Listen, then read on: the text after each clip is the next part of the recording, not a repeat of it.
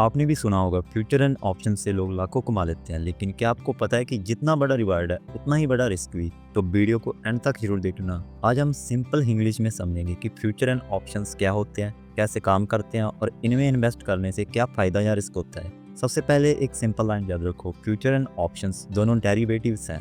Derivatives का मतलब होता है कि इनकी वैल्यू किसी और चीज पर डिपेंड करती है, जैसे स्टॉक्स, इंडेक्स फंड्स और करेंसी जैसे डॉलर एंड रुपीस। लेकिन इसीलिए फ्यूचर एंड ऑप्शंस का प्राइस डायरेक्ट नहीं होता, ये अंडरलाइंग एसेट को प्राइस से लिंक होता है। अब सोचो, आप मार्केट में डायरेक्टली स्टॉक्स बाय करते हो, लेकिन F&O में आप शेयर्स डायरेक्ट नहीं खरीद रहे होते, बल्कि एक कंट्रैक्ट बाय या सेल कर रहे होते हो जो फ्यूचर को प्राइस मूवमेंट पर बेस्ड होता है।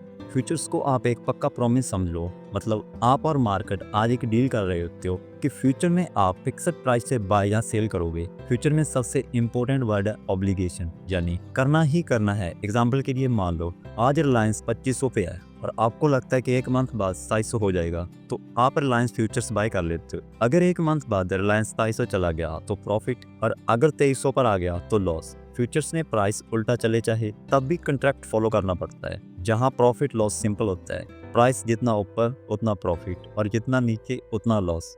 फ्यूचर्स का रिस्की पार्ट ये है कि प्रॉफिट अनलिमिटेड हो सकता है और लॉस भी अनलिमिटेड हो सकता है, क्योंकि मार्केट कितना भी नीचे जा सकता है और आपको लॉस फेस करना पड़ता है। इसमें एक और कंसेप्ट आता है मार्जिन और लेवरेज का, जो फ्यूचर्स का मेन ट्रैप भी बन सकता है। फ्यूचर्स में आपको फुल अमाउंट पे नहीं करना होता, आप मार्जिन दे के बड़ा पोजीशन ले लेते हो। एग्जांपल, अगर कॉन्ट्रैक्ट की बात टोटल वैल्यू 2 लाख है तो मार्जिन शायद 40,000 ही लगे। इस लेवरेज का फायदा ये है कि प्रॉफिट फास्ट होता है, लेकिन नुकसान ये है कि लॉस भी फास्ट होता है। इसीलिए बिगिनर्स को फ्यूचर्स में ओवर कॉन्फिडेंस बिल्कुल नहीं लेना चाहिए, क्योंकि एक गलत मूव से बड़ा लॉस हो सकता है।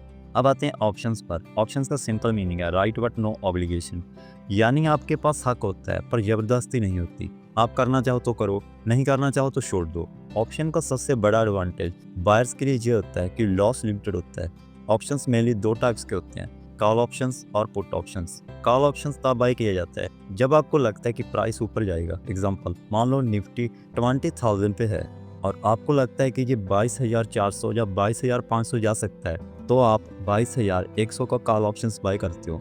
ऑप्शंस में एक नया वर्ड आता है प्रीमियम, जिसे आप सिंपल फीस समझो। मान लो 22,100 कॉल का प्रीमियम 100 है, मतलब आपको 100 पर यूनिट पे करना पड़ेगा।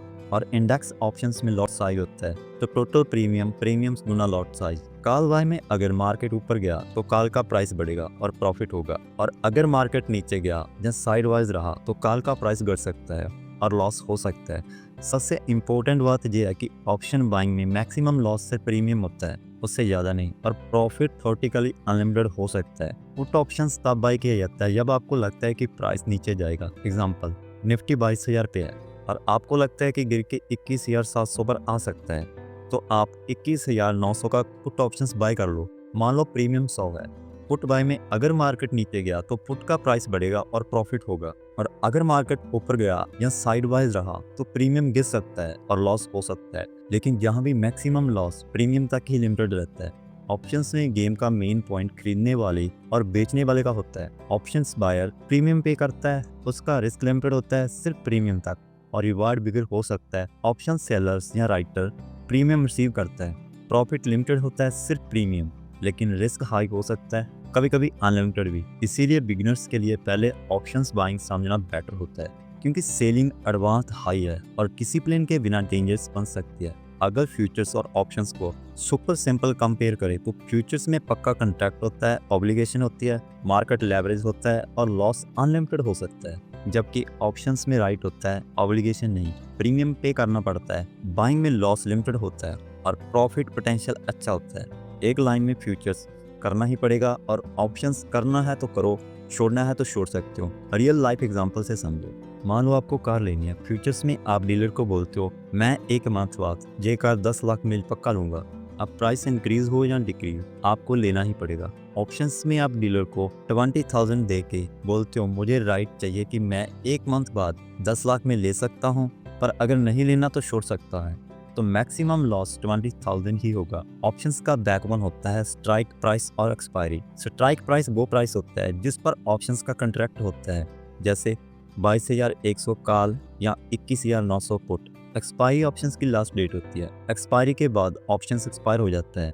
क्योंकि जैसे जैसे एक्सपायरी पास आती है प्रीमियम नेचुरली घटता है। इसको टाइम ब्रेक के कहते हैं। इसीलिए ऑप्शंस में सिर्फ डायरेक्शन नहीं, टाइमिंग भी इंपॉर्टेंट होती है। ऑप्शंस चेन में आपको आईटीएम, एटीएम, ओटीएम टर्म्स भी मिलेंगे। ATM means at the money, वो स्ट्राइक होता है जो करेंसी प्राइस के पास होता है। जैसे निफ्टी 20,000 है तो 20,000 ATM. ITM in the money में कॉल आईटीएम तब होता है जब स्ट्राइक करंट प्राइस से नीचे हो, और पुट आईटीएम तब होता है जब स्ट्राइक करंट प्राइस से ऊपर हो। OTM out of the money में कॉल ओटीएम तब होता है जब स्ट्राइक करंट प्राइस से ऊपर हो, और पुट ओटीएम तब होता है जब स्ट्राइक करंट प्राइस से नीचे हो।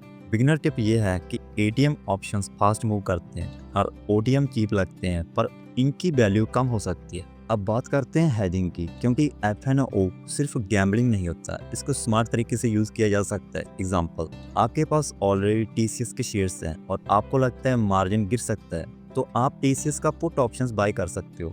अगर मार्केट गिरता है तो शेयर्स में लॉस होगा, बट पुट में प्रॉफिट आएगा और ओवरऑल लॉस रिड्यूस हो जाएगा।